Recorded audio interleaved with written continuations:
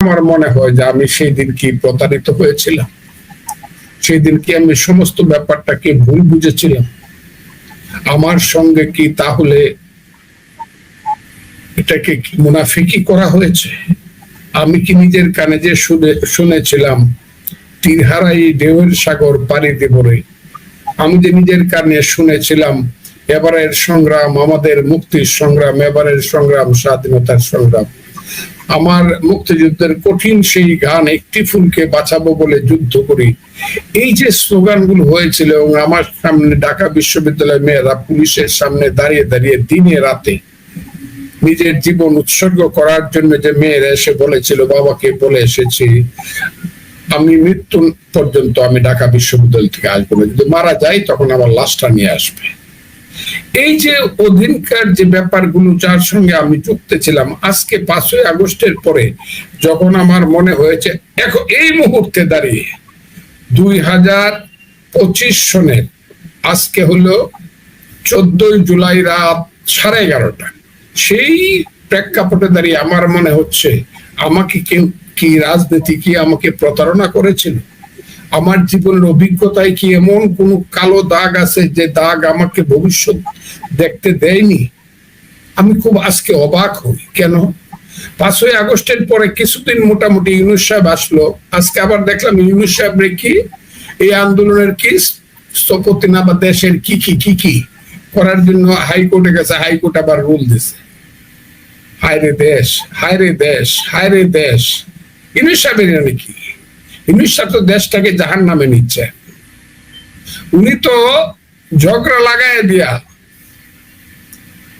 বাঘে সিংহে যখন যুদ্ধ লাগছে তখন শিয়ালে গর্তের থেকে যেমন হাততালি দিয়া কইছে মামার জয়, মামার জয়।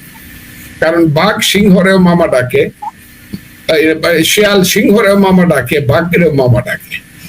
কাজে মামার জয় করলে যেই জয় লাভ করে তার মামাই তো জয় লাভ করবে। ইউনূস সাহেব তো এই রোলটা নিয়েছে।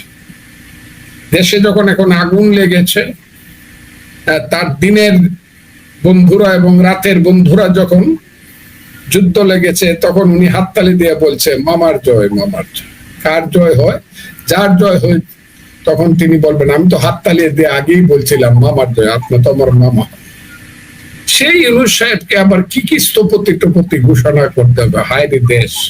এটা আবার হাইকোর্ট আবার রুল দেয়। হাইকোর্টের ব্যাপারে আমি কিছু বলবো। হাইকোর্ট আমার মহান, হাইকোর্টের রুলের ব্যাপারে আমি বিরোধিতা করতেছি না, কিন্তু এটা রুল দেওয়াটা কতটুকু যুক্তিযুক্ত আমি তাই বলছি। এখন যখন আমি দেখি যে আমি প্রতারিত হয়েছি, এখন খুব ক্লিয়ার, এবং সেই প্রতারণাটা আমি বলছি গত 6 মাস যাবত ক্লিয়ারলি বলছি। 4-5 মাস ইউনূস সাহেবকে দেখছি, কিছু কিছু সমর্থনও করছি তা না, তাও না। আমি এমনও বলছি ইউনূস সাহেব হলো 3য় বিশ্বের 10 জন প্রধানমন্ত্রীর চেয়ে উঁচু।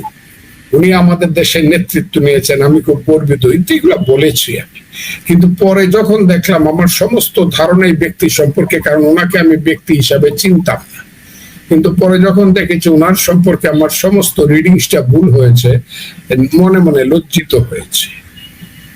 আমি শুধু বলতে চাই আজকে 1 বছর পরে এই 15ই জুলাই এসে আমার মনে হচ্ছে ওই দিন স্লোগান দেওয়া হলো তুমি কে আমি কে রাজাকার, সেই রাজাকার স্লোগানটা তারা সঠিকভাবে দিয়েছিল এবং বিশ্বাস করিয়ে দিয়েছিল, এবং তারা কিছুদিন পরেই বলা শুরু করলো আরে 5ই আগস্টকে আমরা তাড়াতাড়ি ইলেকশন দিয়ে গণতন্ত্র আনার জন্য দিছি, 5ই আগস্টকে আমরা এই দেশে এমনি চলে যাব, আমরা এই দেশের পরিবর্তন করব, সংস্কার করব, ইত্যাদি ইত্যাদি করব।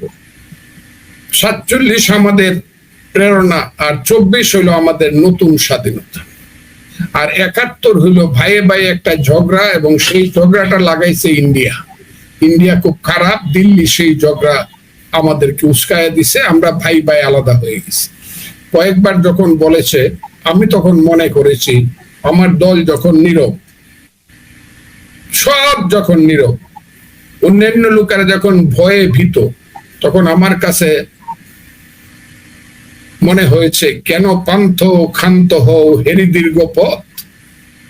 আমার কাছে মনে হয়েছে কুকুরের মতো বেঁচে থাকার চেয়ে বাঘের মতো এক মরে যাওয়া অনেক ভালো।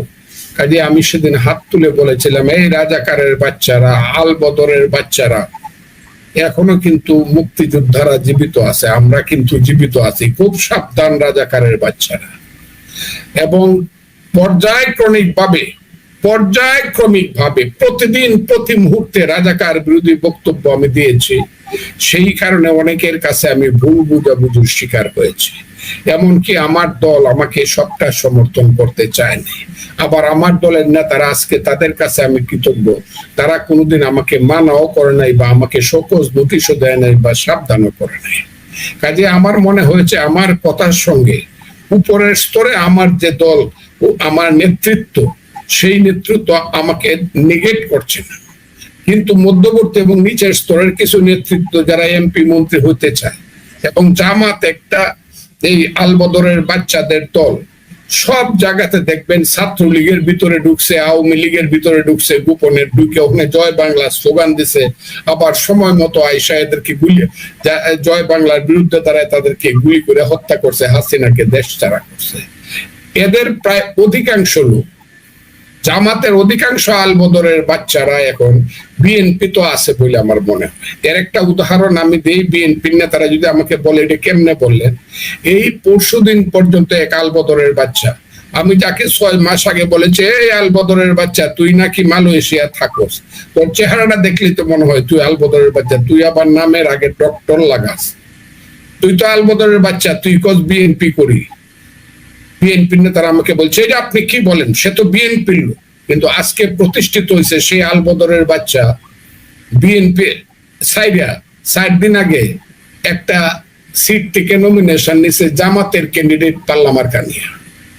কাজে বোঝা গেল জামাতের ক্যান্ডিডেট হইতে পারে, জামাতের কেন্দ্রীয় নেতারাও বিএনপির ভিতরে ঢুকে ছিল এবং এখনো আছে। কাজে অনেকেই জামাতের প্রতি দুর্বলতা ছিল। কিন্তু কালকে যখন, গতকাল এবং পরশুদিন একটা ঘটনাকে কেন্দ্র করে যখন আলবদরের আসল রূপটা বের হলো, রাজাকারের আসল রূপটা বের হলো, মায়ের পেটে জন্মগ্রহণ করে মাকেই খেতে চায় যে সেই নিমক হারামরা, সেই জারজরা, তারা যখন তাদের আসল রূপটা বাইর করে রাজপথে স্লোগান দিতে শুরু করলো, কি শুরু করছে আপনারা জানেন। প্রথমে বাইরিল ওই চরমোনার লোকজন, একদম নেতাদেরকে নিয়ে শয়ে শয়ে বাইরিল, কি হাসিনা গেছে যে পথে তারেক যাবে সে পথে, এই স্লোগান শুরু হলো। আচ্ছা, এই স্লোগানটা তো মোটামুটি রাজনৈতিক, এরপরে যে কত কত কুৎসিত স্লোগান হলো, এটা আমার মুখ দিয়ে আসবে না। এরা বেজন্মা বইলা, বিদেশে কিছু বেজন্মা আছে, কুকথা বলে বেজন্মা, এদেরকে আমি বেজন্মা বলবো। এদের বাপ হলো থাকে পাকিস্তানে, ওই পাকিস্তানিদের ছেলেরা বিদেশে থেকে ইউটিউব চালায়। এখানে কিছু পাকিস্তানের ছেলেরা আছে যারা স্লোগান দেয় 1 2 3 4 ইত্যাদি ইত্যাদি, অথবা গাছের ডালে খাওয়া, তারেক রহমান ইত্যাদি ইত্যাদি। আমি কথাটাও বলতে পারবো। আমার শুনে মনে হয়েছে মানে এর চেয়ে ঘৃণিত কোনো কাজ এই দেশে, তারেক রহমানের দোষটা কি? এরপর দেখলাম হঠাৎ করে ছাত্রদের কিছু জারজ শহীদ জিয়ার ছবিটাকে মাটির মধ্যে পাড়াইয়া, পা দিয়া পাড়াইতেছে, আগুন জ্বালাই দিয়ে, আরো কত ধরনের স্লোগান ম্যাডামের নামে। যে ম্যাডাম এই কিছুদিন আগে 11ই জুনের আগেই বলছে, এই ইউনূস সাহেবের সঙ্গে শত্রুতা করা যাবে না, মিলেমিশে থাকতে হবে, ম্যাডামের এখন অসুস্থ অবস্থা, উনি চায় ওনার সন্তান যাতে কোনো বিপদে না পড়ুক। সেই ম্যাডামের নামে কুৎসিত স্লোগান, এগুলা শুনে শুনে আমার কাল জ্বালাপালা হয়ে গেছে। আমি কিন্তু 6 মাস যাবৎ বলতেছি, সাপ কিন্তু কারো আপন না, এরা কিন্তু সুবল দেবে, কারণ এরা আওয়ামী লীগকে তাড়াইছে। আমি আরেকটা কথা বলি, আমি সারা বাংলাদেশের মানুষকে জানাইয়া, আমার দলের মানুষকে চ্যালেঞ্জ করছি, আমি যদি এটা না শুনেন আমার প্রতি আপনারাও বিচার করবেন।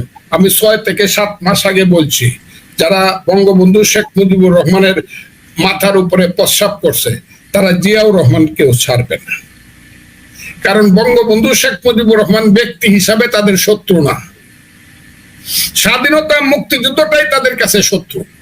কাজে জিয়াউর রহমান যেহেতু বলছিল মেজর জিয়া, আমি আজকে বিএনপিকেও বলতে চাই, মেজর জিয়া না থাকলে রাষ্ট্রপতি জিয়া কেমনে হয়েছে? The real thing is he was Major G.I. who I do hereby declare the independence of Bangladesh এবং on behalf of our great leader Bangabandhu Sheikh Mujibur Rahman.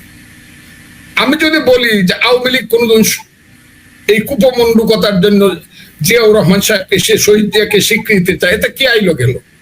Ziaur Rahman তো বাপের বেটা, পাকিস্তানের এহিয়া খানের বিরুদ্ধে জানে যে হুইজ জিয়া হিজ মেজর, তার সমস্ত পরিবার বাংলাদেশের ভিতরে বাপকা বেটার মতো স্বাধীনতার ঘোষণা দিতে, এইটাই বা কম কি? সেই বিএনপি আমি যখন বলেছিলাম যে জিয়াউর রহমান সাহেবের বিপদ আসতেছে, খালেদা জিয়া বিএনপির বিপদে, কারণ আওয়ামী লীগ চলে গেছে, এখন রাজাকার আলবদরদের বিরুদ্ধে যারা এই দেশে হিজবুত তাহরিরের রাজত্ব প্রতিষ্ঠা করতে চায়, যারা আল কায়দার রাজত্ব প্রতিষ্ঠা করতে চায়, যারা লস্করে তৈয়বার নেতৃত্বে 5ই আগস্ট করছে বলে লস্করে তৈয়বার লোকজন দাবি করে যে আমরা 71-এর প্রতিশোধ নিছি, ওই সব আলবদর রাজাকারের বাচ্চারা বিএনপি কে রাইকা তাদের শান্তি নাই। তারা মনে করে বিএনপি পথের কাঁটা হয়ে দাঁড়াবে এক সময়, কারণ বিএনপির নেতা তো মুক্তিযুদ্ধ করছিল, কাজে বিএনপি কে তারপরে শেষ করে দিতে হবে। সেই কারণে পরশু এবং গতকাল যে স্লোগানগুলা বিএনপির বিরুদ্ধে জনাব তারেক রহমান, দেশনেত্রী বেগম খালেদা জিয়া এবং শহীদ জিয়ার বিরুদ্ধে হয়েছে, এইগুলো হলো তার খুব প্ল্যান প্রোগ্রাম করে, এটারও নীল নকশা। বিএনপি কে ধ্বংস করে দিবে, বিএনপি চাঁদাবাজ, বিএনপি খুনি, বিএনপি এই, বিএনপি মানে বিএনপির মতো খারাপ। অথচ 16টা বছর যাবৎ বিএনপি নিজেদের সবকিছু উৎসর্গ করে জীবনকে বাজি রেখে, অনেকে বলে মানুষ রাজনীতি জুয়া খেলে টাকা দিয়া, রাজনীতি খেলে মানুষ জীবন দিয়া। জুয়া হারলে টাকা চলে যায়, কিন্তু রাজনীতি হারলে জীবন চলে যায়। সেই জীবন যৌবন সব হারাইছে বিএনপি এবং অন্যান্য কিছু বিরোধী দল। 16 বছর আন্দোলন করছে, এখন এসে বিএনপি কে এমন ভাবে স্লোগান দিচ্ছে ঢাকা বিশ্ববিদ্যালয়ে, আমার খুব খারাপ লাগে, খুব খারাপ লাগে। আমি আপনাকে খুব ক্লিয়ারলি বলছি, ঢাকা বিশ্ববিদ্যালয় এখন রাজাকারের বাচ্চারা দখল করে বসে আছে, এদের নাম হলো শিবির। এরাই কালকে প্রথম স্লোগান দিয়ে, পরশুদিন প্রথম স্লোগান দিয়ে, এরাই আজকে বলে যে আমরা বিএনপি অফিস গিয়ে নয়াপল্টনে দখল করে ফেলি। আমি আপনাদের কাছে খুব ক্লিয়ারলি বলতে চাই, এখন যে আজকের যে স্লোগানটা ছিল তুমি কে আমি কে রাজাকার রাজাকার, এই স্লোগানটা জামাত সহ সমস্ত সাম্প্রদায়িক শক্তি এবং ইসলাম নামের ধর্ম ব্যবসায়ী শক্তি এবং এই যে ছোট ছোট এনসিপি টেনসিপি, আমি খুব ক্লিয়ারলি বলি, এরা যারা আছে এবি পার্টি, তারা এই দেশে সেই স্লোগানটাই প্রতিষ্ঠিত করতে চায়, তুমি কে আমি কে রাজাকার রাজাকার। দেরিতে হলো, আজকে আমি দেখলাম সারা বাংলাদেশে বিএনপির নেতৃত্বে স্লোগান হয়েছে জামাত শিবির রাজাকার, এই মুহূর্তে বাংলা চার, রাজাকারের আস্তানা জ্বালিয়ে দাও, পুড়িয়ে দাও। এই স্লোগানগুলো এবং জামাতের বিরুদ্ধে এবং রাজাকারের বিরুদ্ধে ভীষণ, বা আমি সবচেয়ে এই ব্যাপারে এখন আমি কি বলবো, আমি এখন নিজেকে অনেক বেশি বিশ্বাসী মনে করি, এই কারণে যে আর যাই হোক এই দেশটা রাজাকারের হাতে যাবে না, কারণ বিএনপি নিজেকে এখন বুঝতে পারছে এবং চিনতে পারছে যে জামাত রাজাকাররা কোন শ্রেণীর সাপ এবং শত্রু, এবং দেশটা খুব ক্লিয়ার হয়ে, এবং আমি মনে করি এই দেশটাকে মুক্তিযুদ্ধের পক্ষে রাখতে হবে। 5ই আগস্ট যা হয়ে গেছে সেইটাকে যদি এই দেশে ফিরিয়ে আনতে হয় নতুন দিন, তাহলে নিশ্চিতভাবে তারেক রহমানের সঙ্গে ইউনূস সাহেব যে কথা দিয়েছিলেন, যে কথা থেকে সরার জন্য ইউনূস সাহেব এই সব করতেছে আমি মনে করি। কারণ ইউনূস সাহেব গত 2-3 দিনে একটা কথা বলেন, উনি খুব নীরব, দেশে এত কিছু হয়ে যাচ্ছে উনি খুব নীরব।